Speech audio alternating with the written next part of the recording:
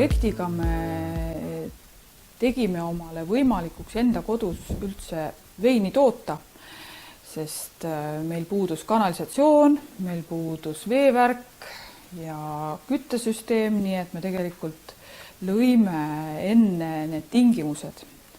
Ja see oli päris suur töö, et ühest vanast majast saada selline mugavustega hoone.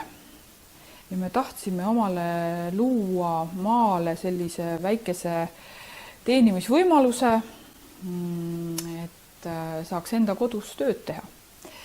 Ja oma majapidamise ja maaga siis elatist teenida. Ja see ei tundunud nii ilmvõimatu, et teha ka endale üks selline projekt, millega siis oma elu nagu totaalselt muuta.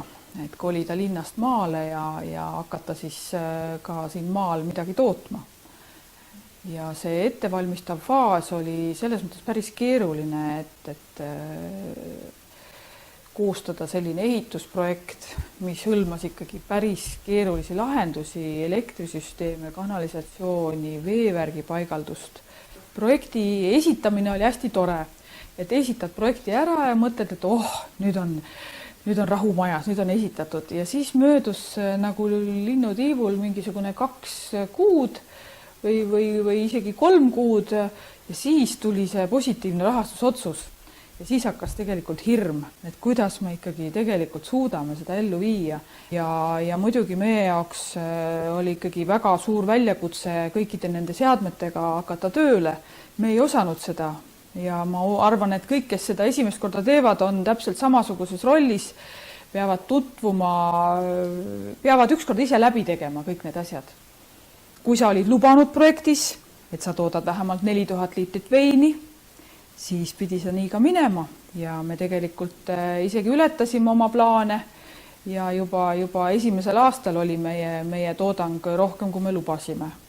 Kui nüüd anda nõu mõnele noorele ettevõtjale või ka juba kogenud ettevõtjale, et kas tasub projekti kirjutada, siis ma arvan, et kindlasti tasub, sellepärast, et kui sa saad osa raha kuskilt mujalt, mida sul niikuinii on vaja, siis tasub see vaev kindlasti ära näha ja see ei ole midagi ilmvõimatut teha, et kindlasti on oluline väga korrektselt kõik oma paberitega toimetada ja oma hinnapäringut teha, et selles mõttes ausus, läbipaistvus, korrektsus, need on 3 märksõna, mis on kindlasti väga olulised ja kindlasti tasub konsulteerida ka nende nõuandjatega, kes meil Eestis selle liideris toimetavad. Siis tasub kindlasti mõelda ka see projekti tulemus või see eesmärk, et kas on teostatav. Kas on teostatav ka 5 aasta pärast. Kui see projekt oli ellu viidud, siis ma sain aru, et tagasi enam seda pöörata pole võimalik. Et nagu tahtsid võib-olla, nagu mõtlesid, et kas see kõik ikka sinuga juhtub, et kas sa saaksid ennast nagu kõrvalt vaadata. Ja siis nagu mõistsid, see ongi nüüd sinu elu, et sa oled tahtnud seda ettevõtet käivitada, sa oled tahtnud seda projekti ellu viia ja nüüd enam kuhugi põgeneda. Nüüd pead vaatama ainult, kuidas see asi paremaks läheks.